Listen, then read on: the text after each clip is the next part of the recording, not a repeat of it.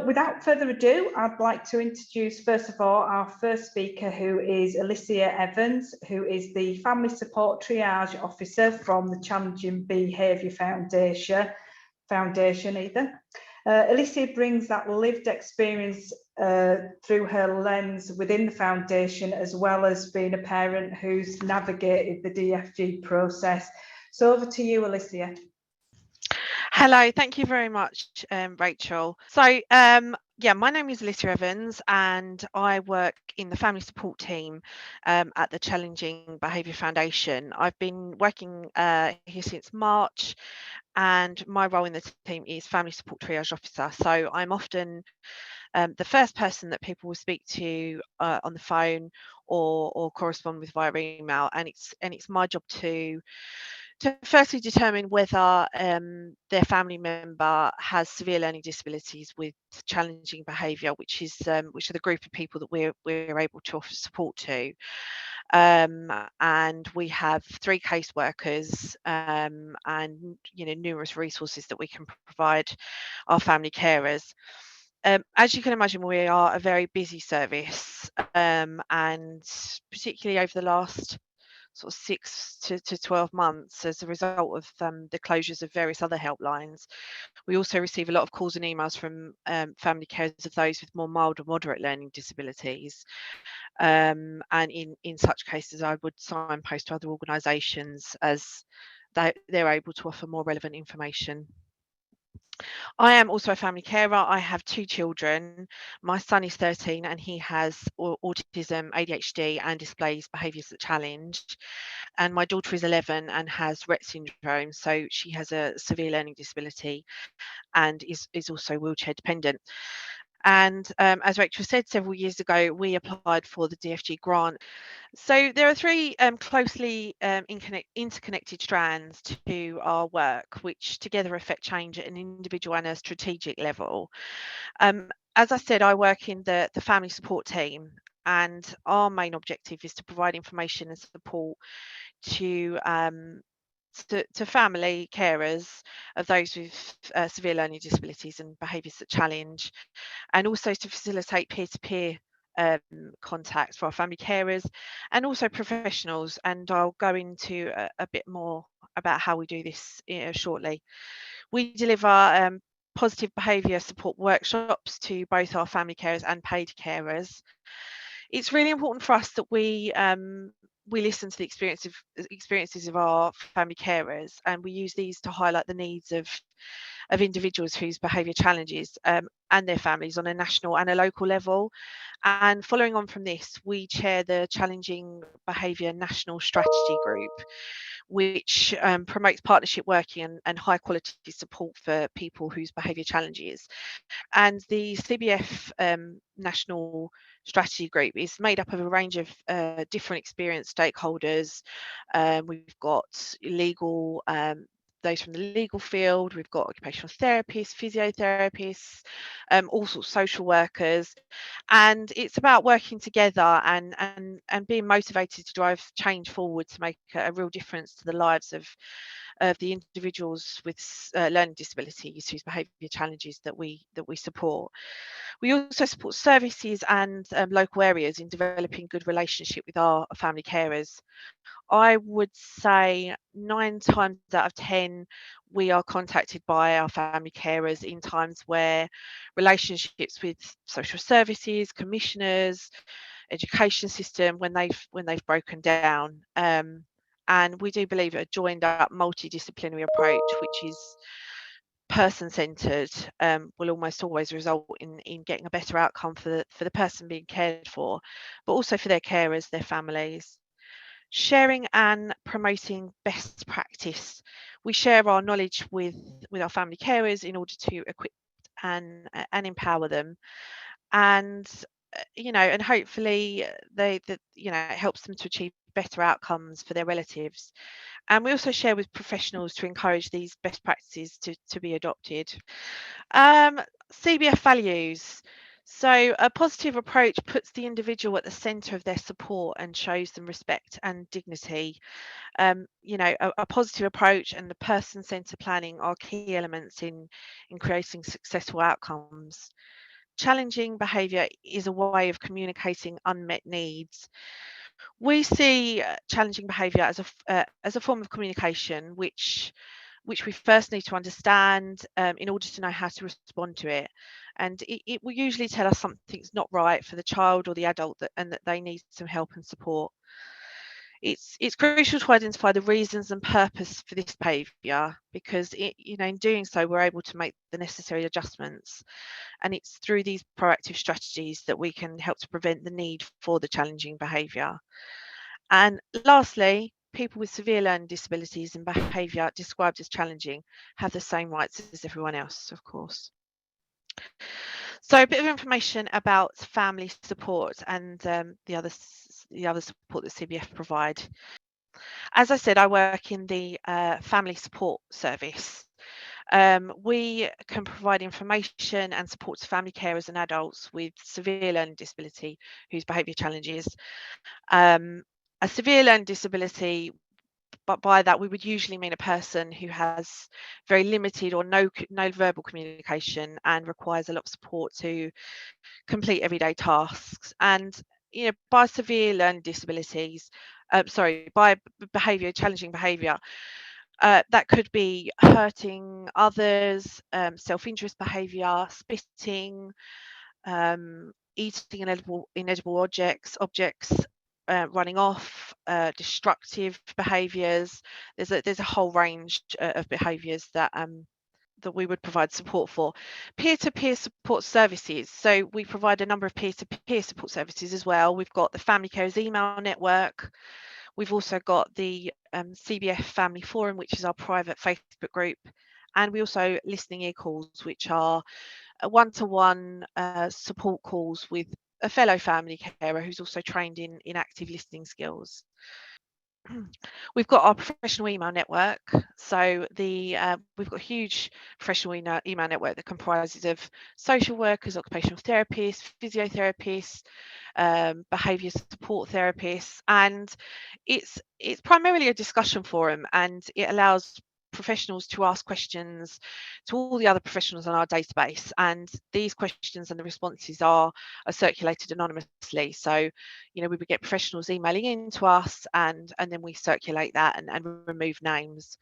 We've also got the Family Care email network, which operates in the same way as a professional email network, but is for our family carers, so that they can just so I spoke to a couple of our family support caseworkers in the team and asked them to give me a few examples of people that they'd supported that had issues surrounding housing and the DFG grant and adaptation. So should we go to the first case study? So B has Down syndrome with severe learning disabilities. He lives with his mum in a housing association owned property.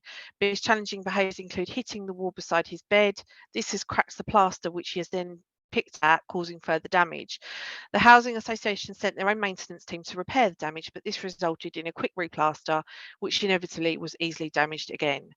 This cycle continued for some time and was extremely stressful for B's mum, who worried about him eating the plaster or cutting himself. Had the local authority invested in a more robust solution earlier on, B's mum's wellbeing would not have suffered and money would have been saved in the long run.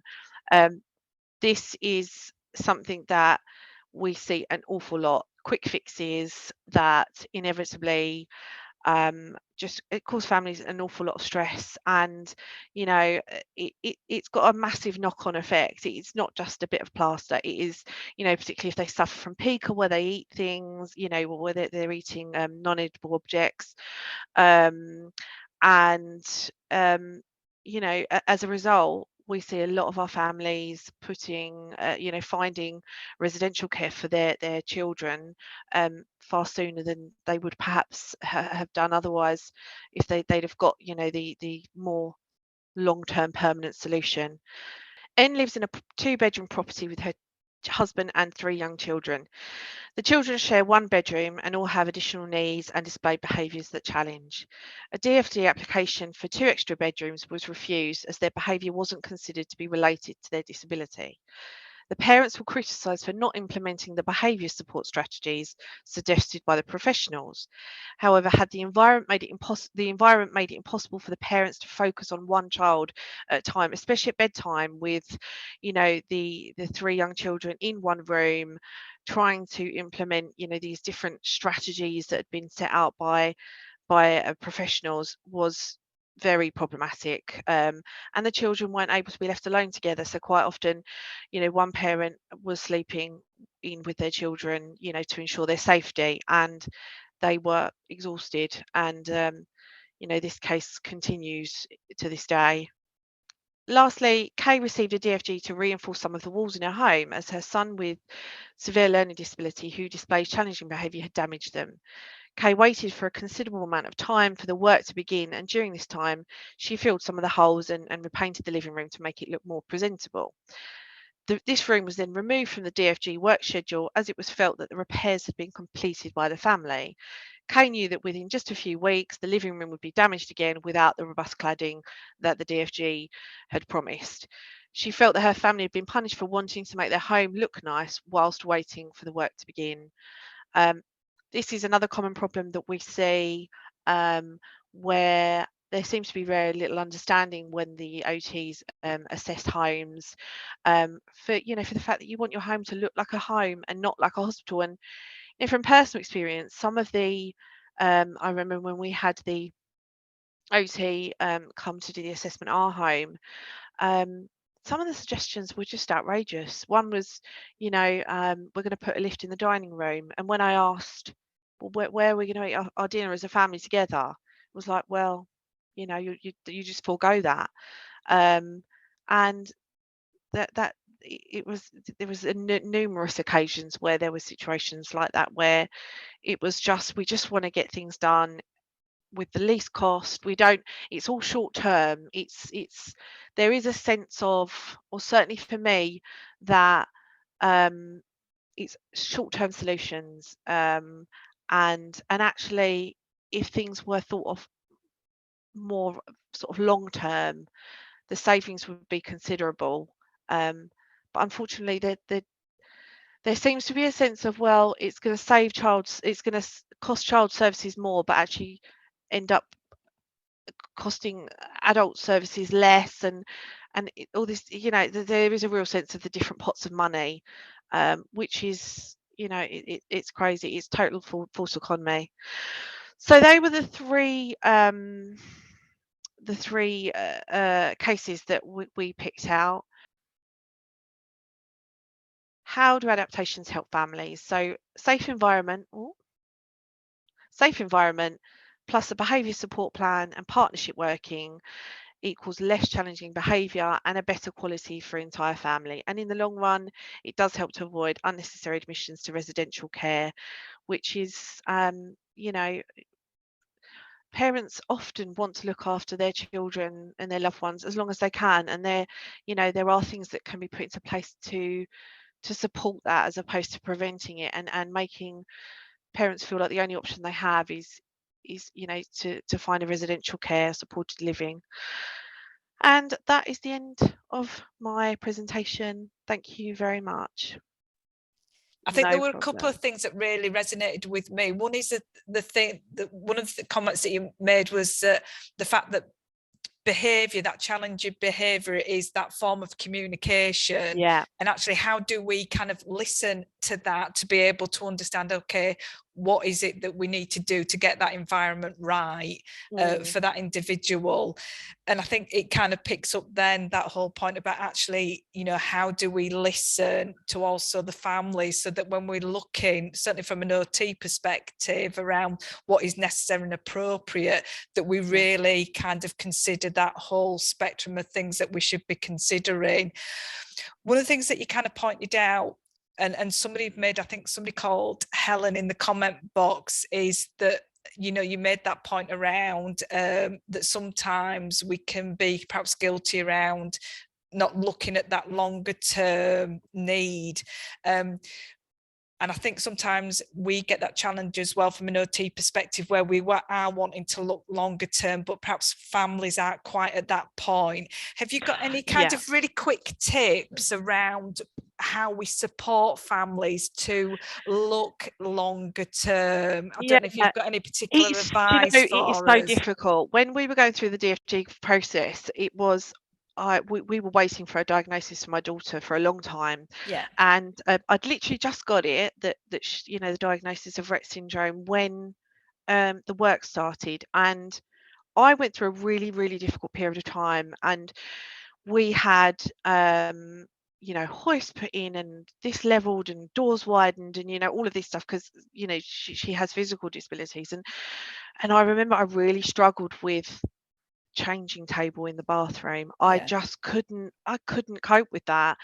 And I said to the OT, I don't want it up yet. I just can't. And, you know, they were really respectful and really did understand, and actually said, you know, when the time's right, you just get back to us and we'll get one of our engineers to come out and put it up, which they did. And it went up, you know, a couple of years ago now.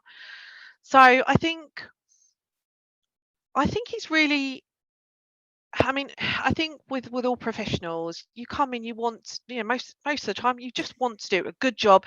You know, it obviously makes sense to look long term, but, you know, you do have to remember that behind the scenes, as families are going through an awful lot, coming to terms with, you know, they may still be grieving, and not grieving in the sense of, but it is a loss. It is a loss when, you know, all the things you thought you would have, you're not going to have. And, you know, every milestone, every, you know, that your child reaches or doesn't reach is heart-wrenching. And, you know, I think it's just important to listen, and, you know, and try and understand as best you can as a professional that sometimes it's just not the right time. It may appear like that to you and it may make perfect sense, but sometimes you're just not ready. Yeah. Well, thanks for that insight. And thanks ever so much again, Elissia. It's been really, really useful having those insights. Thanks again.